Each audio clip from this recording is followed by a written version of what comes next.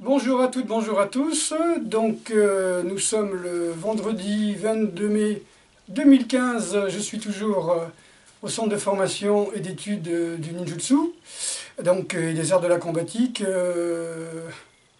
à Saintes.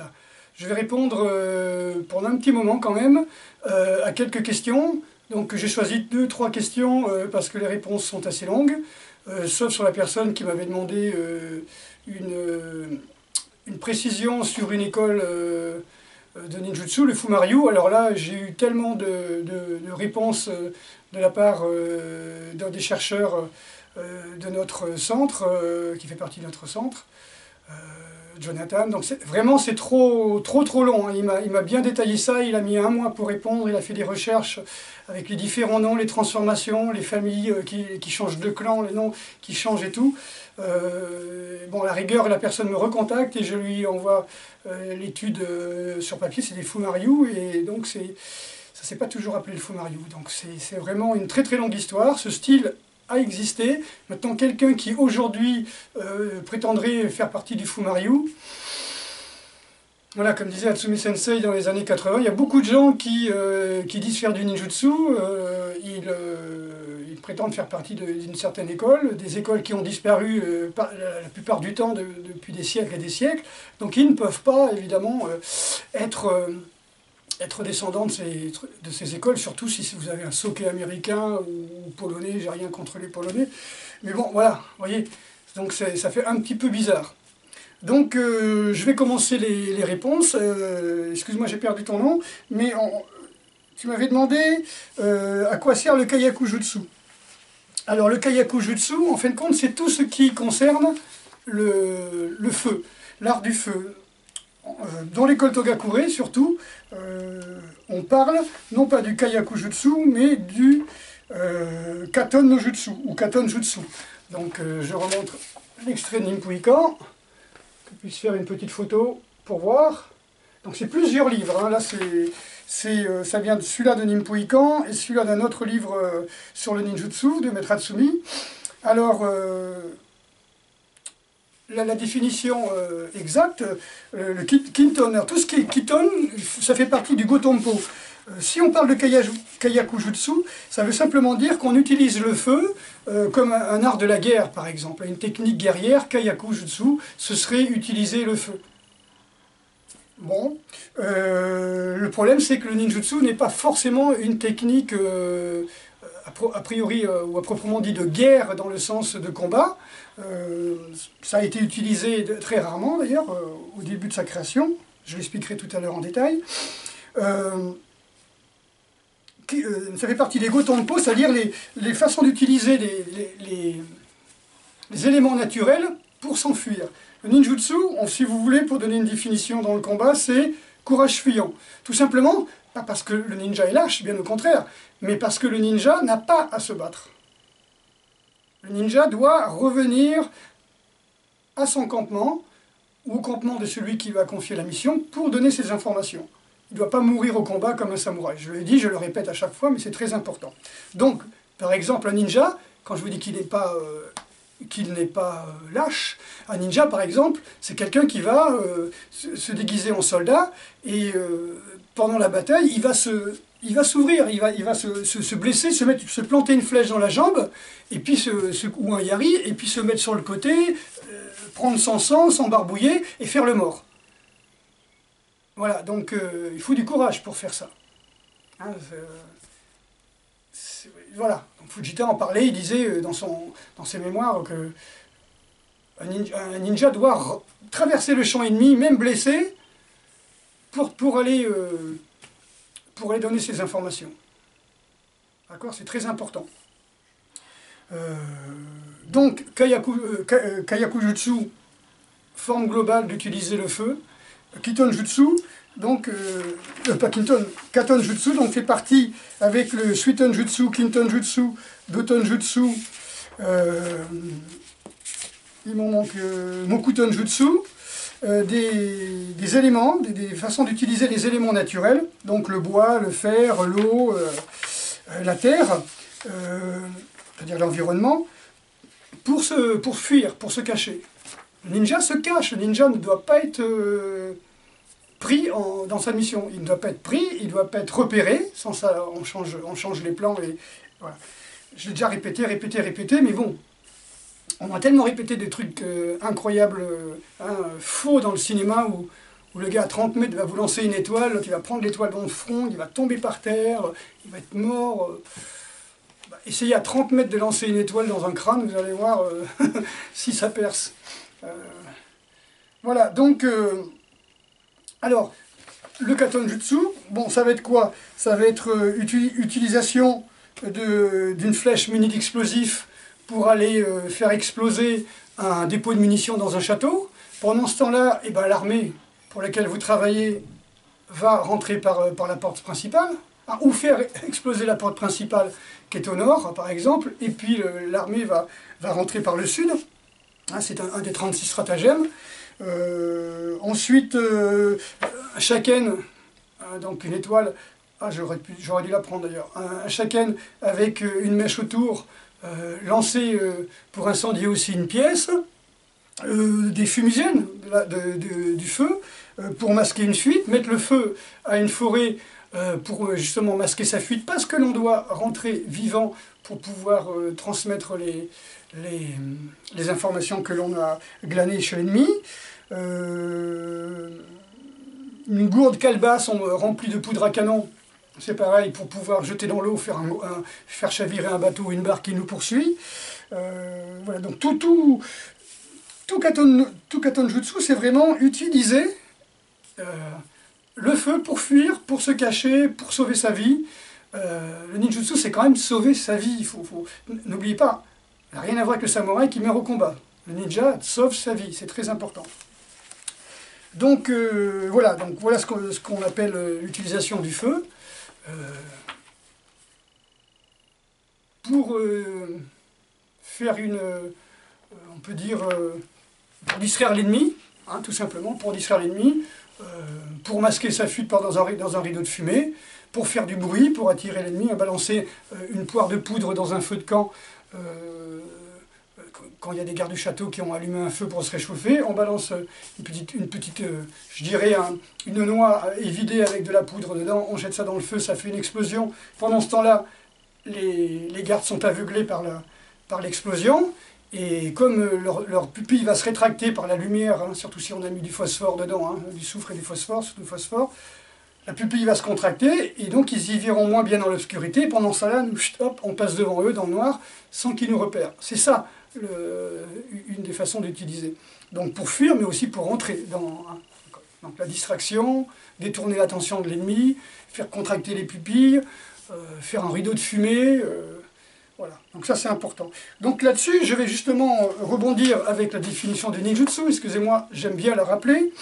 Donc Katsumi Sensei ne parle pas de ninjutsu à ce moment-là, il parle de ninpo à l'époque, donc on va dire, ceux qui n'ont pas lu mon livre, le ninpo c'est quand même l'essentiel du nin, hein. Donc si vous voulez des détails, vous regardez sur le livre. Alors, Katsumi Sensei dit, qu'est-ce que le ninpo? Disparaît dans la fumée avec un parchemin roulé entre les dents, comme le décrit l'image de Kabuki, hein, l'image populaire de Kabuki. Non, ce n'est rien de cela, c'est-à-dire ça n'a rien à voir avec ça. Évidemment, comme je dis avant, vous pouvez disparaître dans la fumée, il n'y a pas de problème. Hein, mais le ninjutsu, ce n'est pas ça. Ça ne se résume pas à ça. Alors, qu'est-ce qu'est l'origine du ninjutsu d'après Katsumi Sensei? Il dit des personnes qui résistèrent au pouvoir en place, donc c'est à l'époque de Nobunaga, hein, créèrent cette forme de technique et s'y entraînèrent avec acharnement. Voilà ce qu'est réellement le ninpo. Le but du ninpo est de vivre pour survivre. Survivre pour accomplir une mission. Ça, faudrait le mettre en lettres d'or, hein, en poster chez vous. Hein. Je vais mettre la photo sur ma page Facebook tout à l'heure. On ne peut y voir aucune technique, aucune forme, aucun style. Alors quand les gens me disent, voilà, il faut mettre la main comme ça, etc. Oh là là là, vous me parlez de Budo Taijutsu, là, vous me parlez de Taijutsu, vous me parlez de technique de combat, ou voire de sabre, voire de bâton. C'est pas une forme kata. S'il y a un kata, c'est pas du ninjutsu. Je suis désolé. Vous avez des katas dans les arts martiaux, vous avez des katas, voire dans le chant, dans le kabuki, dans la façon de préparer le thé si vous voulez.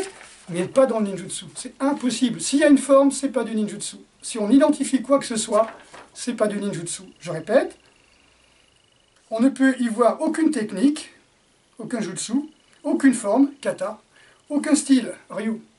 Pas de ryu, je dirais mu-ryu, mu-kata, mu-jutsu. Pas de style, pas de forme, pas de technique. Et je rajouterai pas d'odeur, pas de bruit, pas de traces de pas, on est d'accord. Et ça me mounine. On peut survivre, on arrive à survivre, hein, uniquement parce que rien ne peut être vu. Rien ne peut être vu, ni senti, ni entendu, on est d'accord. Vous devez être détaché du nom comme de la forme. Forme, kata. On est encore dans le pas de kata. Ryu, pas de nom d'école. Vous devez être détaché du nom, donc de l'école, de la technique, comme de la forme. Ne laissez aucune trace, et comme l'eau, n'interrompez jamais votre mouvement. Alors ce qui est incroyable, c'est que ça, Hatsumi Sensei l'a donné vers 94, je dirais, sur son livre Hiden Ninjutsu. Alors,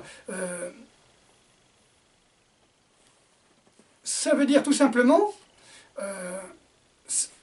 le ninjutsu caché, vous voyez, le ninjutsu caché et l'enseignement caché du ninjutsu. Et c'est vraiment extraordinaire, parce que on est vraiment, si vous voulez, dans l'enseignement le plus important. Comme je disais tout à l'heure sur Facebook, quelqu'un me parlait du bouquin de Roland Bersetzer, un gros paquet, en me disant, voilà, qu'est-ce que vous pensez de ça? Je ne pense rien de ça. Il a fait un travail journalistique, et beaucoup de traductions, il a glané ici et là des documents. Ok, quel est le rapport avec quelqu'un qui va au Japon, qui prend des densho, qui les traduit? Densho, la tradition ninja écrit au XVIe, XIVe, XVIIe siècle ou XVIIIe siècle sur le ninjutsu, qui parle vraiment du ninjutsu, donc des personnes qui connaissent de quoi il parle. Quel est le rapport avec un Français au XXe siècle qui prend des bouquins anglais et qui en fait une compile? C'est un bon travail, ça m'a beaucoup plu à l'époque, mais voilà, tout tient dans ce que je viens de vous lire. Pas de forme, pas de nom, pas de kata, d'accord, hein, pas de forme, pas de kata, pas de nom, ni d'école, ni de technique. Voilà, aucune technique, aucune forme, aucun style. Il faut bien comprendre ça. Si vous comprenez que le ninja doit survivre, si vous comprenez que le ninja doit se cacher, ne doit pas être vu, doit être silencieux, alors vous savez ce que c'est que le ninjutsu. Parce que tout simplement, le ninjutsu va être la technique ninjutsu pour développer ses qualités, ses adaptations. Marcher sans faire de bruit, se promener dans la foule sans émettre d'intention, de ki, hein, par exemple. Sinon vous allez me faire comme la panthère rose quand elle se déguise en marin parce qu'elle doit aller sur un port et qui se déguise carrément en pirate avec un œil, un bandeau sur l'œil, un perroquet qui gonfle avec le bras, une jambe de bois, enfin, on voit que lui quoi. Hein. C'est un petit peu les Tintin quand il va en Chine, le Lotus d'or avec les Dupont qui se déguisent en mandarin avec la natte puis le chapeau de 100 ans auparavant quoi. Voilà. Ou quand ils vont en Grèce et qu'ils se déguisent en danseurs folkloriques. Voilà. Donc ils veulent passer inaperçus, on ne voit que... Et tous les enfants rigolent en les regardant. Voilà, donc c'est... Ninja ne doit pas être vu. Je vais quand même vous le répéter parce que c'est très important. Le but du ninpo est de vivre pour survivre. Survivre pour accomplir une mission. On ne peut y voir aucune technique, aucune forme, aucun style. On peut survivre uniquement parce que rien ne peut être vu. Vous devez être détaché du nom comme de la forme. Ne laissez aucune trace et comme l'eau, n'interrompez jamais votre mouvement. Avant l'époque de l'unification du ninja, le ninpo se développa dans les terres d'origine des ninjas en tant que technique pour survivre et différents moyens de se cacher. Sans jamais avoir été un sport, ni un budo, cette technique de combat pour la survie est ressurgie des profondeurs de l'histoire. Là, il parle un petit peu de ce qu'il a transmis en faisant des recherches pendant une vingtaine d'années sur le ninjutsu. Je répète, sans avoir été un sport, Fédération sportive de ninjutsu, hein, ni un budo,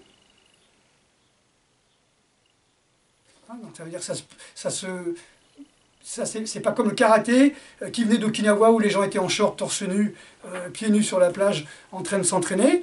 Une sorte de la boxe chinoise au départ, karaté jutsu. Arrivé au Japon vers 1922, développé par Funakoshi qui était à l'époque concierge d'une pension pour immigrés dans la salle de conférence de 30 mètres carrés, 35 mètres carrés, où il a commencé à faire la promotion du karaté. Tout d'un coup, quand le Japon est rentré en guerre contre la Chine, il n'emmenait pas large dans sa maison, et dans son foyer. Alors qu'est-ce qu'il a fait? Il a transformé karaté jutsu en karaté-do. Et il a changé les mots de karaté d'ailleurs. Kara qui veut dire Chine, te qui est la manière chinoise, karaté, kempo karaté, hein, boxe chinoise, point.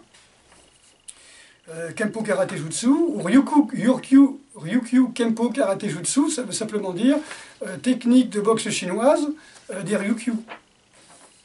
Et il avait même avant rechangé son nom en l'appelant technique Goshinso, technique de travail des énergies, de protection du corps par le travail énergétique. C'est une technique comme du Tai Chi, une technique de boxe chinoise avec des vertus énergétiques. Et donc c'est du Goshin Jutsu, c'est-à-dire c'est une technique de protection du corps, mais pas en se durcissant ou en faisant du combat, mais simplement en travaillant des mouvements circulaires pour faire circuler les énergies. Ce n'est pas le but de cette vidéo. Voilà, technique cachée et forme diluée pendant le combat, sans aucune limitation de style, une véritable science de la survie, Kakuto Jutsu. Voilà ce qu'est le Ninpo Taijutsu. Pour les gens qui sont un petit peu aware, je répète, technique cachée et forme diluée pendant le combat, sans aucune limitation de style, une véritable science de la survie, Kakuto Jutsu. Voilà ce qu'est le Ninpo Taijutsu. Donc le mot Kakuto Jutsu n'avait jamais été prononcé en France avant que j'écrive ceci. Et j'ai envoyé donc ce magazine à Henri Play, qui a repris le mot Kakuto Jutsu après comme étant une véritable science de combat, absolument, hein, pour la survie. Il a fait après son karaté Kakuto Jutsu. Ça, c'est important. Est-ce que j'ai... Oui, donc vous avez compris que le ninjutsu, c'est pour survivre. Alors quand les gens me disent, ou disent sur Internet, bon, Bordas, il est un petit peu excessif, il parle de végétarisme, il parle de survivalisme, de jeûne, d'avoir son petit jardin pour manger ses légumes. Voilà. Et on me dit, ça n'a rien à voir avec le ninjutsu. Je vais en parler tout à l'heure dans quelques secondes. Ah bah si, quand même. Ben si, les trois quarts des ninjas qui n'avaient pas été pris après la protection qu'ils avaient fait, celui qui devint plus tard, après l'assassinat de Nobunaga, oui. Son valet qui... Excusez-moi, j'ai perdu le nom.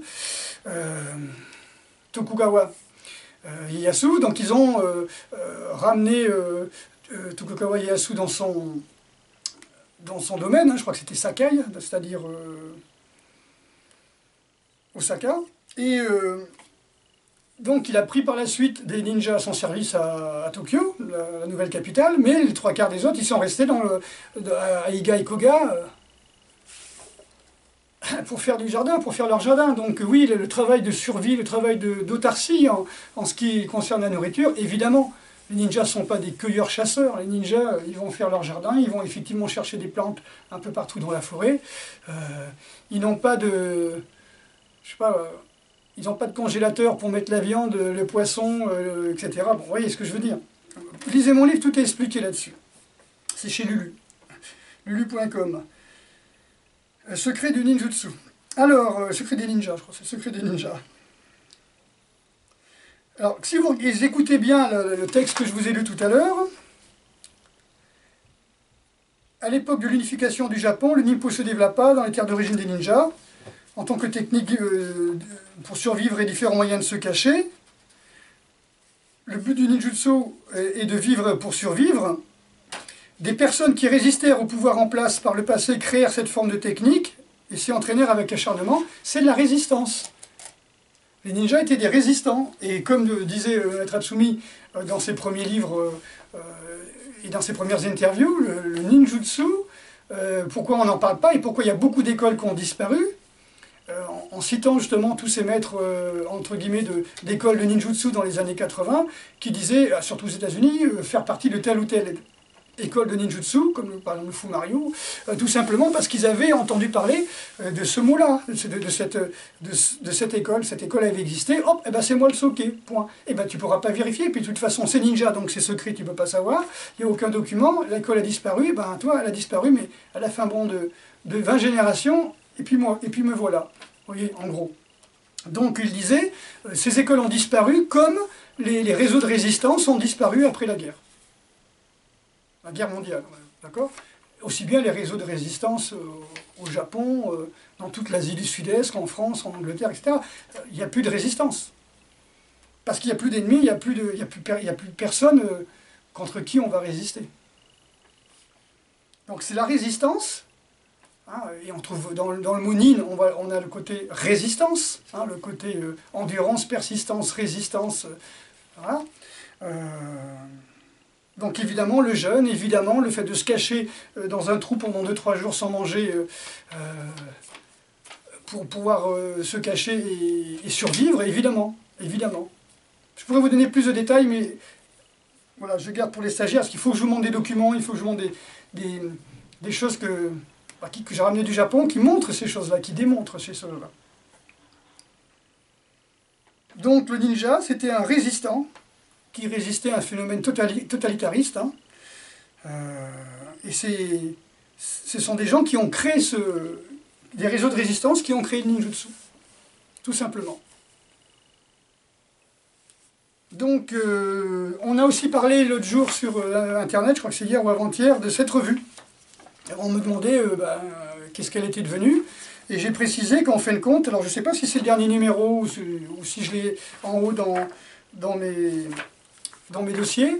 En fin de compte, cette revue a eu à peu près 6 ou 7 numéros, et quand j'étais au Japon, on m'a envoyé une photocopie du dernier numéro qui insultait Hatsumi Sensei et qui disait dans le prochain numéro, je vais faire des révélations, j'ai écrit du Japon avec l'accord d'Hatsumi Sensei, une lettre en anglais et en français, pour que Marc, son secrétaire de l'époque, puisse le lire à Hatsumi Sensei, où j'expliquais tout simplement que s'ils avaient des renseignements à avoir sur ninjutsu qui s'adressent à moi, que j'étais au Japon auprès de Maître Hatsumi, et que je rentrais à Paris dans la semaine et que j'irais les voir pour qu'ils m'expliquent un petit peu ces soi-disant révélations.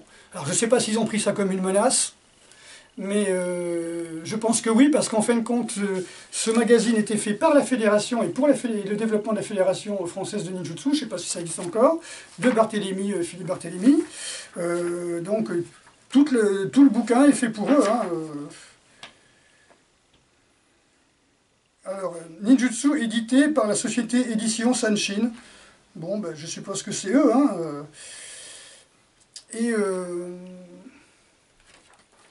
c'était fait pour la promotion de leur fédé. Alors, ninjutsu, oui, moi j'ai eu des élèves, des stagiaires qui étaient à l'armée qui sont venus, et quand ils ont vu ce numéro-là, ils m'ont dit, mais attends, tu vois, cet article-là, c'est totalement faux. C'est totalement faux. Ils ont pris les 2 petits Vietnamiens qui sont devant, là, c'est des gars qui étaient au restaurant vietnamien du coin, devant le dojo, ils leur ont mis un kimono, et ils leur ont dit, viens, on va faire une photo avec des Asiatiques. Les 3/4 des gens qui sont là ne sont pas au dojo. Et le professeur, ceinture rouge et noire, peut-être c'était un karatéka à qui on a mis un kimono noir et puis qui s'est retrouvé à la fédération. Bon. Tout l'article est bidonné, toutes les photos sont bidonnées, et j'ai des témoins qui m'ont dit non, c'est complètement bidon. Ceci dit,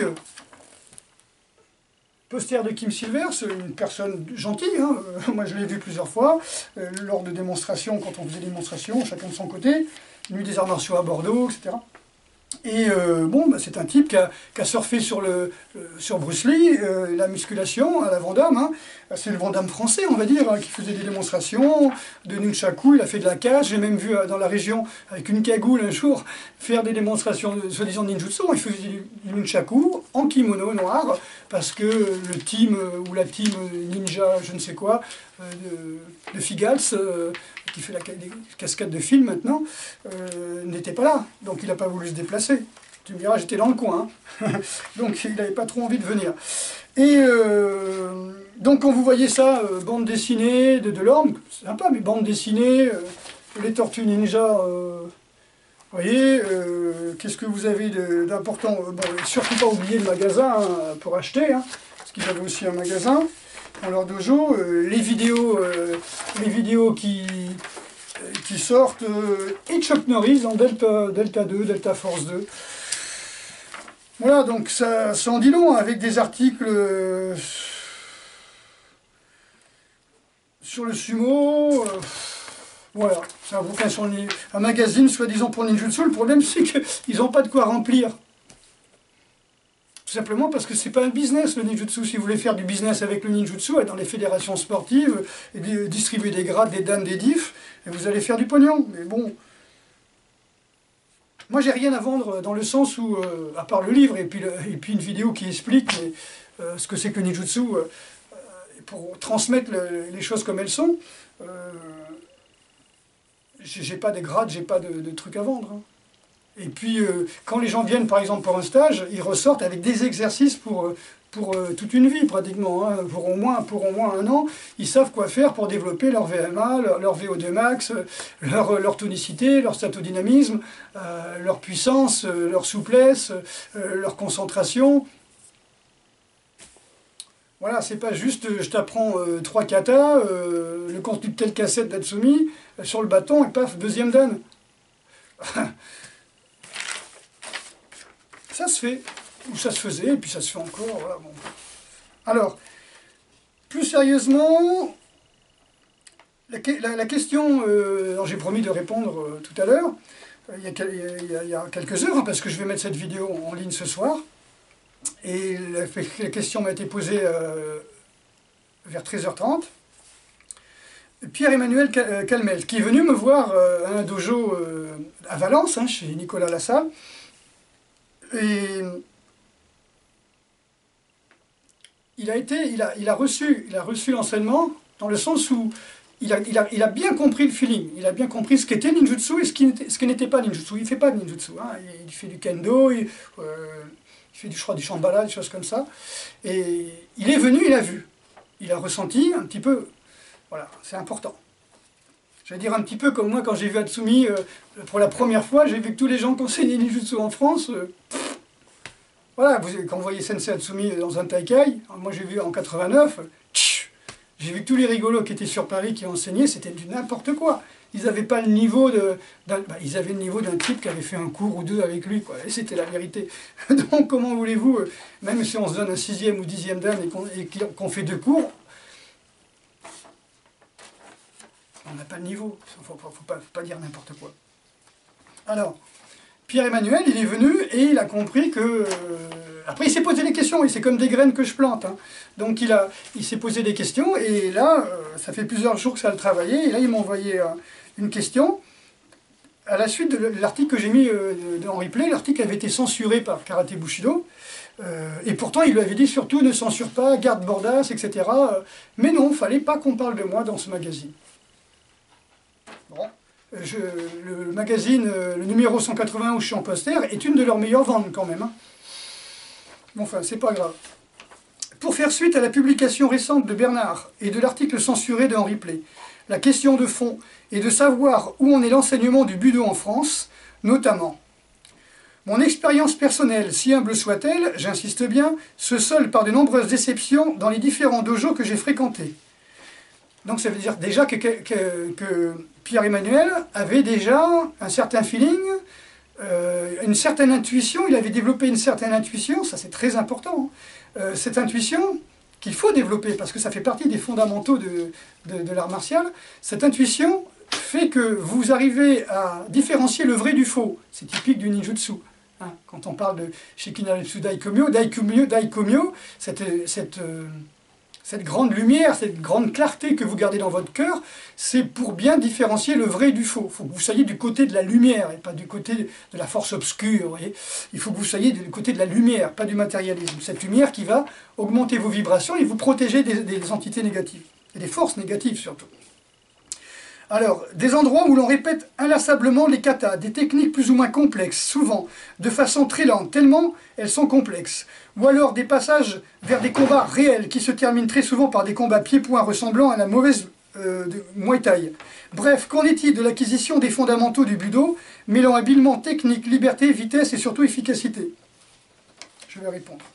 Parce que tous nos katas dans un shiai, comment dire? Ben ouais. Parce que les katas c'était des formes. Et dans un combat de rue, dans un vrai assaut, vos katas ils ne vous servent pas à grand chose. Surtout sur un champ de bataille où vous avez 1000 personnes, hein, ou dans un combat de rue où vous avez une émeute avec des gens qui ont des machettes, qui vous lancent des pavés, qui sont affolés, qui ont faim. Voilà. C'est là où je rejoins Bernard, qui est l'un des très rares à avoir compris cela, au risque de passer pour un intégriste qu'aux yeux de ses détracteurs. C'est ce que je vous ai dit. Je suis un intégriste parce que je dis que le ninjutsu, c'est de la survie et c'est de la résistance. Ah, écoutez, comme j'ai dit, hein, ceux qui ne sont pas d'accord avec les vérités historiques, eh ben, c'est simplement des révisionnistes, hein, tout simplement. La technique seule ne peut être la seule voie de l'enseignement du budo. Ben oui, dans le budo, il y a do. Donc la technique, qu'importe la technique, c'est do. Judo, kendo, cha-do avec le T, kodo, la calligraphie, tous les do, je dirais peut-être même le mikado, vous voyez, la concentration, sur le... tous les do, c'est fait pour se concentrer, c'est fait pour pratiquer la méditation. Vous voyez? Lisez mon livre. Comme j'ai dit, moi ça me rapporte 3 € hein, si vous achetez ce livre-là. Vous dépensez ça, 40 ou 48 €, je crois, un truc comme ça. Moi je gagne 3 €, j'ai pas fait ça. Hein. C'est un livre, comme je dis, j'ai mis 30 ans pour faire les recherches, pour aller au Japon, ramener des bouquins et tout. 13 ans pour l'écrire. Même si vous l'achetez à 10 000 exemplaires, je ne rentrerai jamais dans mes frais. Hein. Mais c'est du bon karma de donner la vérité comme ça. Donc après cette... je fais référence à l'excellent stage passé à Valence sous sa direction et à la découverte de nouvelles sensations et réflexions à ce sujet. Alors comme je vous l'ai dit, effectivement, quand les élèves viennent à un stage, il y a quelque chose qui mûrit, vous voyez, il y a quelque chose de cassé et de déçu parce qu'ils se disent « Oh ben mince, donc ce que j'ai fait ça sert à rien ». Non, ça ne sert pas à rien.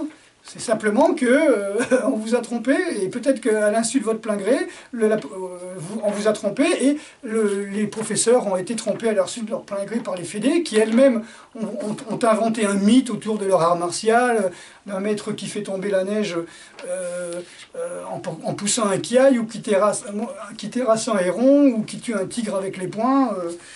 Voilà, ils ont pris les légendes, ils ont dit, voilà, notre art martial, il vient de là.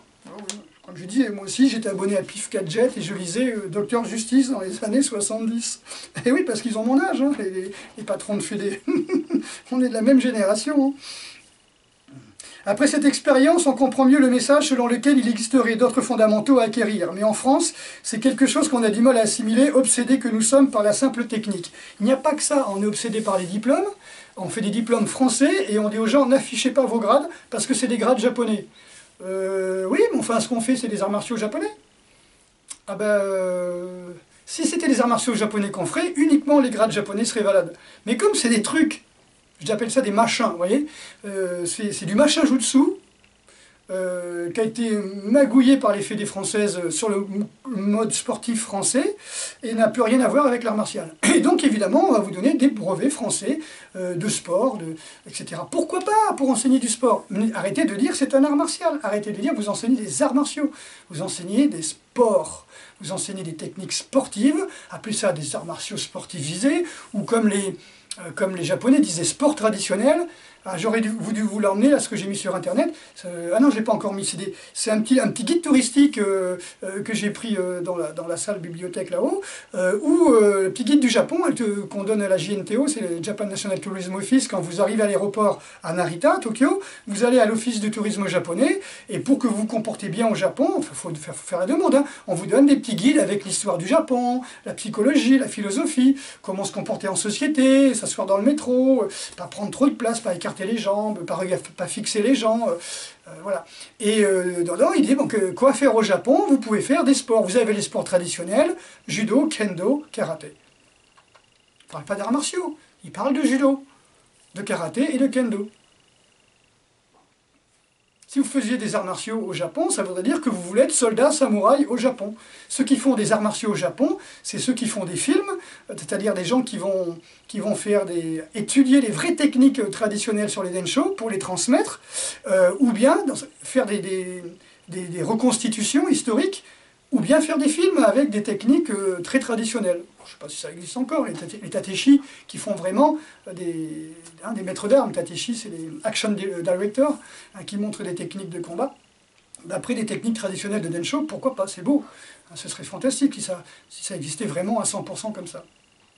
Mais si vous voulez faire des arts martiaux traditionnels, vous enfermez dans un dojo, vous méditez, vous mangez du riz et des légumes japonais au Japon, etc.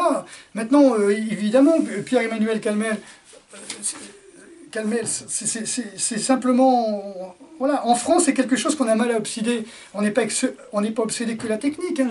On est obsédé par le fait qu'on trouve ça normal, par exemple, qu'une personne de 130 kg soit diététicien et vous donne des conseils pour maigrir. Ou qu'un médecin vous reçoit avec la clope au bec et qui vous explique comment arriver à soigner votre tuberculose. Un professeur de ninjutsu, les autres je m'en fous, hein, un professeur de ninjutsu qui boit, qui fume, qui va bouffer des pizzas au jambon après ses cours avec ses élèves, on trouve ça normal. C'est comme si un sumo qui ferait 1m80, 45 kg, on ne trouverait pas ça normal au Japon, ni même en France. Mais une personne qui dit du ninjutsu et qui fait 2 mètres 110 kg ou qui fait 1m60 110 kg, on trouve ça normal. En France, mais pas au Japon. Je répète, hein, mais bon, il faut bien comprendre ça. Donc, qu'est-ce que j'ai répondu à ce message-là? Ben, tout simplement que son questionnement était légitime. C'est vrai que dans beaucoup de dojos, quand je viens dans un dojo, quand un club de ninjutsu m'invite, hein, enfin, je dis ça, ne m'invitez pas, hein, si vous ne voulez pas voir les... Vous avez 30 élèves, vous m'invitez, après vous n'avez plus que 5 élèves. Hein. Tout simplement parce que les autres vous ont laissé tomber, parce qu'ils sont aperçus que ce que vous leur enseignez, c'était pas ça. Mais c'est pas de votre faute. Je suis désolé, hein, c'est pas de la bonne publicité que je fais, mais j'ai vu ça par exemple chez Kassem. Je vais chez lui, je fais un cours, et Kassem me disait après, oh, mais tu t'imagines, t'es venu dans le 20e et tout ça, t'as fait ton truc, t'as pas de garde, Et les élèves disent, mais regarde, tu nous fais travailler les formes, tu nous fais travailler les gardes, tu nous fais travailler les techniques comme ça pendant des heures et tout. Et Bordas, il arrive, il a pas de garde, il est tout mince, il est tout souple, il est tout maigre, et blam, il est beaucoup plus efficace. Et donc il ne faut pas prendre de forme. Bah, excusez-moi, pas de forme, pas de style, pas de technique. Mukata. Muryu, hein, comme on disait, Mukamae, pas de garde, pas d'attitude. Kamae, c'est l'attitude. Rien d'identifiable. Donc ça, c'est très important, parce que les élèves me questionnent, ils m'écrivent comme ça, puis les professeurs m'écrivent, ils disent « Oh, mes élèves, ils sont partis, toi, à cause de toi. » Ils ne sont pas partis à cause de moi. Ils sont partis parce qu'ils voulaient faire autre chose. Ils sont aperçus qu'ils donnaient du pognon à des fédérations et à des clubs, alors qu'en 2 ans, 3 ans, 4 ans, bah, ils n'étaient pas plus souples, ils n'étaient pas plus rapides, ils n'étaient pas plus sûrs d'eux, ils n'étaient pas plus éveillés, ils n'étaient pas plus épanouis, ils étaient de plus en plus rigides. Voilà, c'est pas en se cassant les poings contre les murs qu'on va devenir efficace. Voilà. Pour moi, l'efficacité, c'est arriver à développer une certaine sensibilité et une certaine connexion spirituelle, pour arriver à développer notre instinct-intuition. Ça se passe par la méditation et l'alimentation qui développent le système nerveux autonome comme je l'explique dans mon livre. Et puis quoi, si vous arrivez à développer cet instinct intuition, vous n'êtes pas là le jour où il y a de la bagarre, vous n'êtes pas là le jour où on veut vous attaquer. J'en ai peut-être trop dit. Voilà. Donc, le NIMPO, c'est fait pour survivre. Pierre-Emmanuel Calmels, j'ai répondu à ta question. Les vrais fondamentaux, c'est la nourriture, la méditation, une nourriture végétarienne la plus pure possible, la plus crue possible. Et on est en survie. Comment trouver de la bioénergie dans un aliment mort et encore moins dans un animal bouilli, cuit, frit, coupé, intoxiqué, enfin bref. Voilà, je ne vais pas me répéter tout le temps, pourtant c'est important. 3-4 juillet à Paris, vous verrez que tout ce que je vous dis sera forcément confirmé par Maître Kawakami Yamada, et j'ai pas marqué le nom de la troisième personne qui doit venir, de l'université de Mie, qui est la seule université qui depuis 3 ans étudie l'histoire du ninjutsu. Qu'est-ce que le ninjutsu? D'après la littérature, d'après la tradition, n'oubliez pas que l'université de Mie est dans la région de Higa-Ueno, et c'est la région d'où sont issus les ninjas. C'est cette région-là dont parle Atsumi Sensei lorsqu'il parle de la résistance à Nobunaga. C'est créé le ninjutsu, donc cette résistance dans cette région. Vous avez énormément de personnes qui sont dans la région, qui sont des ancêtres, enfin qui sont les descendants, pardon, des ninjas, et dont leurs ancêtres avaient des écrits, et petit à petit ils les donnent aux universités, aux musées, etc. Donc si vous voulez vraiment savoir ce que c'est que le ninjutsu, venez à cette conférence, 3-4 juillet à la maison traditionnelle du Japon, la maison de la culture japonaise, à Quai Branly, pas loin de la Tour Eiffel. Il y a des chances que j'y sois, voilà. Donc j'y serai juste avant mon départ au Japon, et oui, donc toujours un petit détail, vous direz ce que vous voulez après, c'est pas mon problème, mais Atsumi Sensei écrit « Je ne connais personne qui ait développé le ninjutsu autant que moi ». Eh bien, je peux dire la même chose. Voilà, je peux dire la même chose. En France, j'ai fait tous les sacrifices possibles, imaginables, pour que le ninjutsu se développe et soit dans la bonne... comment on peut dire, soit vraiment développé dans la bonne direction. La vraie image du ninjutsu, tout simplement, ça a un prix à payer. J'ai payé le prix. Et de toute façon, c'est quelque chose de bien plus grand que moi. C'est quelque chose...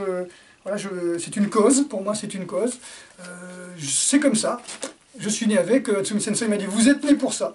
Voilà, vous êtes né pour faire ça. Donc je pense que personne n'a fait les magazines Nippoikan, personne n'a été au Japon en restant 3 mois pendant des années au Japon pour être avec Maître Atsumi au plus proche de la tradition. Voilà. Traduction, centre de formation, musée ninja, bibliothèque maintenant je dois être presque à 150-200 livres sur le ninjutsu, je ne sais plus, je ne les compte plus, donc plus les 3/4 en japonais. Je n'ai jamais rencontré quelqu'un qui ait fait autant que moi pour développer le ninjutsu.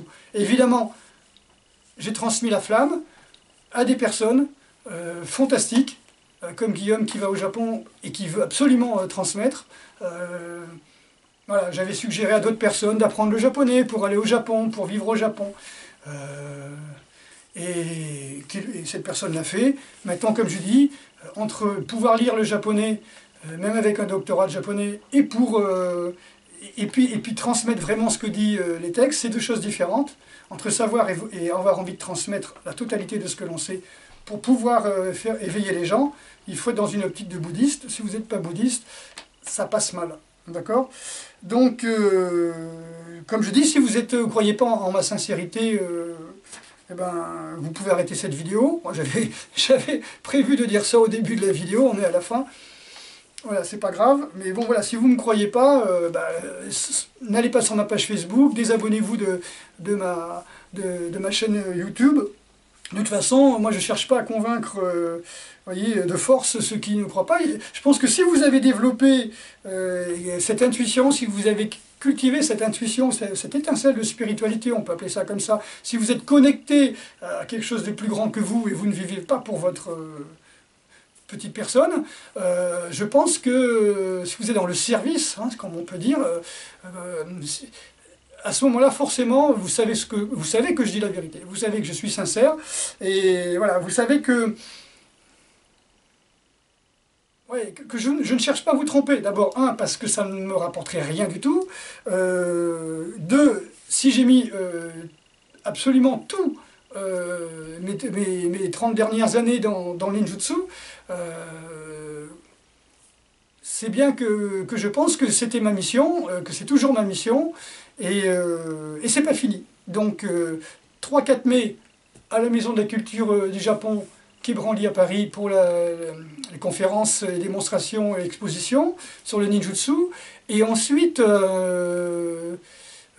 au mois de... Je ferai certainement un stage au mois de juin, vers fin juin, peut-être le dernier ou l'avant-dernier week-end à Saintes, pour transmettre un petit peu, un maximum de choses. On ne sait jamais, des fois que l'avion ait un accident en allant au Japon, ou qu'il y a un tremblement de terre un peu violent, pendant que je serai à l'université au Japon, ou près de Maître-Atsumi. Ensuite, juillet, fin juillet, début août, le stage au Krebs de Vichy, donc très important aussi, parce que j'ai eu l'idée tout à l'heure, et ça m'était suggéré par Asdin, merci Asdin, pourquoi je ne ferai pas ma conférence, dans ma conférence, j'expliquerai mes plans de développement du ninjutsu en France, et du vrai ninjutsu, et comment arriver à faire vraiment comprendre aux Français ce qu'est le ninjutsu, et comment approcher le ninjutsu par l'expérience, expérimentation, expérience, comme je l'ai expliqué, comment forger des vraies armes. Quand je parle d'armes, on est d'accord, des outils ninja, les vrais ningus, et comment les utiliser, comment les ninjas arrivaient à grimper dans un arbre avec une si petite ficelle. Je vous l'ai déjà expliqué, hein, il suffit d'être léger, d'avoir de l'endurance, une bonne forme, une bonne poignée, une bonne force dans les avant-bras, un poids léger, beaucoup d'énergie, parce que quand vous voyez un chat qui saute, hein, et qui fait un bond jusqu'à 4 mètres, c'est pas que de la force physique, vous avez une énergie. Donc ça, je vous l'expliquerai durant cette conférence ou les stages au mois de juin. Voilà, donc au Krebs, 3 jours. 3 jours, ça va être quelque chose, d'accord? Donc, si vous voulez emmener des protections, emmenez des protections qui protègent tibia-tête. On n'est pas là pour se taper dessus, mais celui qui peut les avoir à un moment donné du stage, ça peut être important pour l'aspect self-défense, pour que la personne en face puisse vraiment attaquer, et que la personne qui a les protections puisse vraiment savoir si elle est assez rapide, si elle arrive à sentir les micro-mouvements de la personne qui va attaquer, pour pouvoir se défendre.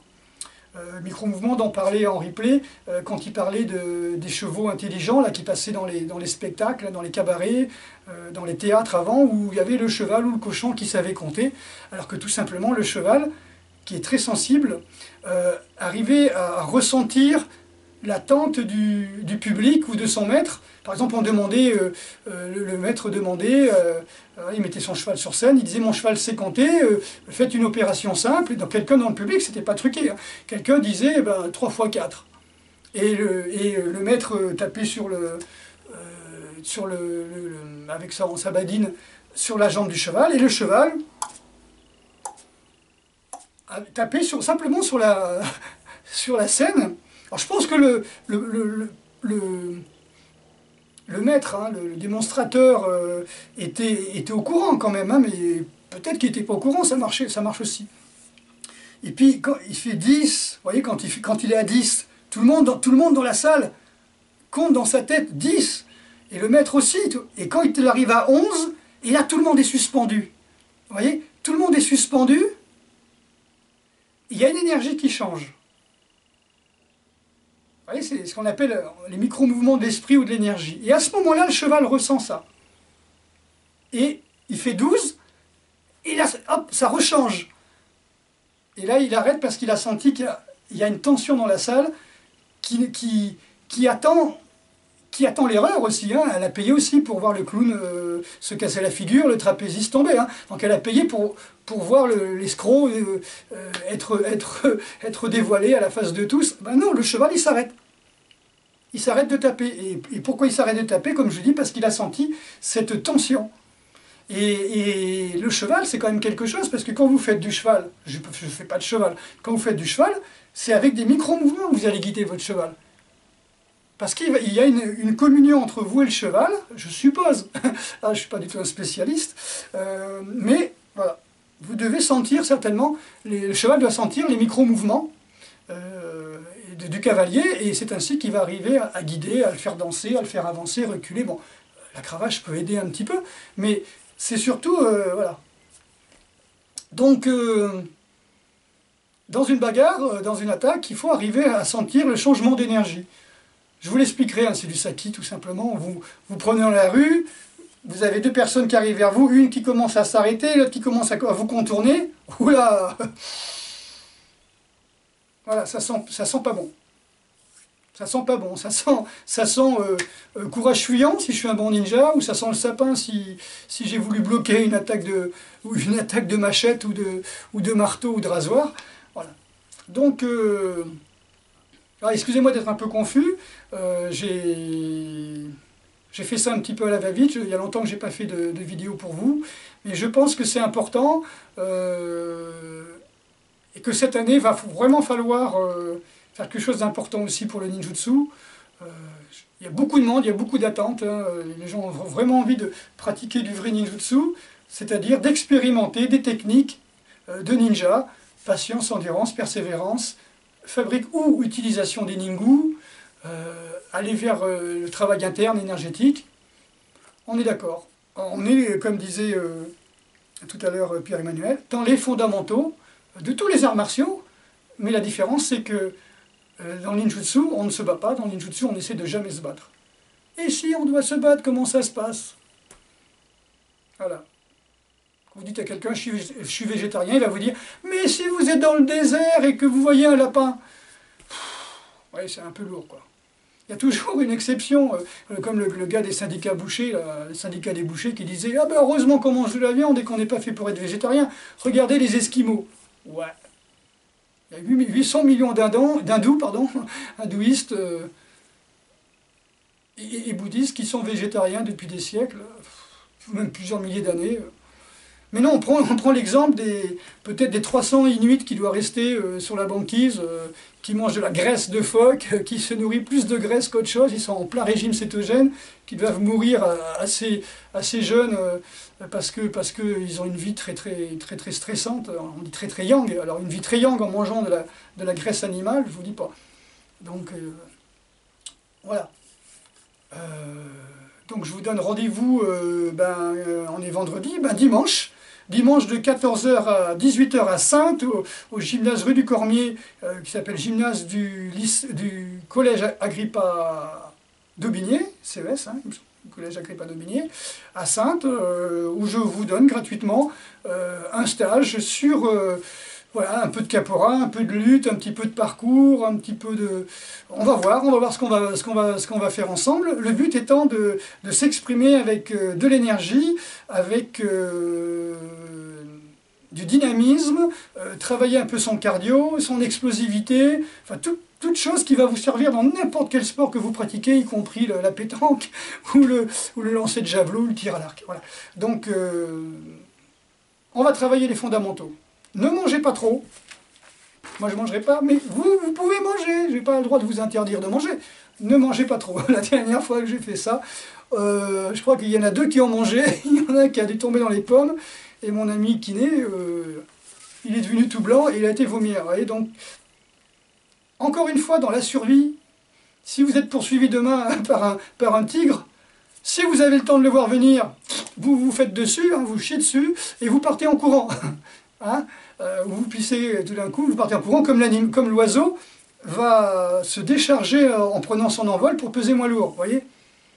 On me dit, il m'a chié dessus. Non, il vous a fait pipi dessus, il vous a pissé dessus, mais c'est une pisse qui est très pâteuse, vous voyez. Donc c'est de l'urine, hein, c'est pas la fiente, c'est de l'urine plus qu'autre chose. Donc voilà, c'est des détails techniques. Hein, voilà, je m'y connais aussi en caca. Vous voyez, donc il faut être le pluridisciplinaire. Donc voilà, donc si vraiment vous avez un grand danger et que vous êtes en train de digérer ou en train de manger, si vous êtes en train de manger, vous allez vomir, si vous êtes en train de digérer, vous allez vous vider pour pouvoir courir plus vite. C'est ça ou être mangé. Maintenant, si effectivement, comme il y a longtemps que j'en ai pas parlé, mais si votre instinct est complètement fichu, si votre organisme il est complètement fatigué, saturé, le foie, les reins sont saturés, si les poumons, enfin les émonctoires comme les intestins, les poumons ne marchent plus, bon, déjà, vous avez les boutons plein la tête et vous avez 20 cm de graisse sur le corps à ce moment-là. Mais et vous êtes tout le temps fatigué, vous avez tout le temps des tendinites, des maux de tête, vous êtes en hyperacidose. Mais si c'est le cas, là, le lion, il va vous sauter dessus parce que vous n'arrivez même plus à avoir assez de force pour vomir. Voyez, bah, si c'est un lion, je crois quand même que vous allez trouver la force. Si c'est un petit chien, vous allez sursauter et puis, hop, peut-être vous faire pipi dessus, mais ça s'arrêtera là. Par contre, si c'est vraiment... je vous dis, j'ai rencontré un tigre, et puis bon, c'est vrai que j'ai... Enfin bref, j'ai rencontré un tigre plusieurs fois dans ma vie, hein, des tigres. Je vous garantis que à 3 mètres, vous avez les poils qui s'irrissent, vous avez froid, là, vous voyez, hein, vous avez un coup de froid, la chair de poule, c'est bon à faire des frissons, pour faire de la graisse brune. Vous n'avez pas le temps de faire de la graisse brune, là, vous voyez. Vous avez les poils qui s'irrissent, vous avez la chair de poule, et là, tout d'un coup, vous avez envie de faire pipi. Ah, l'adrénaline, ouf, tout d'un coup, hein, qui arrive. Hein. Là, on n'attend pas d'être dans la dopamine, le cortisol, c'est direct, l'adrénaline, et je dirais l'adrénaline pour partir. On ne cherche pas à combattre le tigre avec la noradrénaline, on cherche à foutre le camp le plus vite possible. Courage fuyant, je suis un bon ninja, je sauve ma peau. Là, j'irai pas si je veux transmettre non pas l'information à mon chef, mais mes gènes à mes futurs enfants, il vaut mieux que je cavale. Par contre, si la nature a décidé que vous étiez tellement, je dirais tellement inutile à votre espèce, à ce moment-là, vous vous faites bouffer par le lion. Voilà, vous n'avez pas eu assez de force pour faire caca, vous êtes tellement perverti par tout le côté matérialiste et tout ça, vous êtes dans l'illusion qu'à ce moment-là, on va se dire, vous ne méritez pas de transmettre vos gènes, et les prédateurs que sont les lions sont des vrais carnivores prédateurs, contrairement à nous, donc, les vrais prédateurs vont éclaircir, ou clairsemer on appelle ça, les rangs de l'espèce humaine, et vont vous manger, c'est-à-dire qu'ils mangent les plus faibles.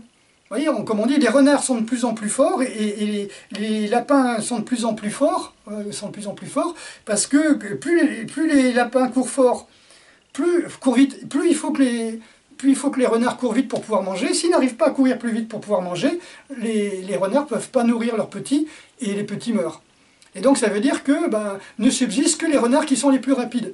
Et les lapins, c'est pareil, à force de se faire manger les lapins, il ne reste plus que les plus forts, parce que ceux qui courent les moins vite, ils n'ont pas le temps de se reproduire, ils se font manger. Et s'ils se sont déjà reproduits, et que leurs petits, ils ont hérité des gènes du lapin qui ne court pas vite, ils vont se faire bouffer aussi. Donc uniquement ne reste que l'élite.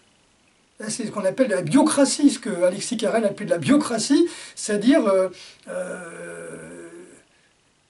aristocratie, dans le sens que c'est les meilleurs, c'est les meilleurs, qui subsistent. Vous voyez, je ne suis pas du tout royaliste, hein, mais voilà, je vous donne l'exemple. Aristocratie, c'est simplement le gouvernement par les meilleurs. Les animaux, c'est l'aristocratie. C'est-à-dire une sorte de biocratie par les plus forts, les plus rapides, ceux qui s'adaptent le plus, etc. Voilà. Donc,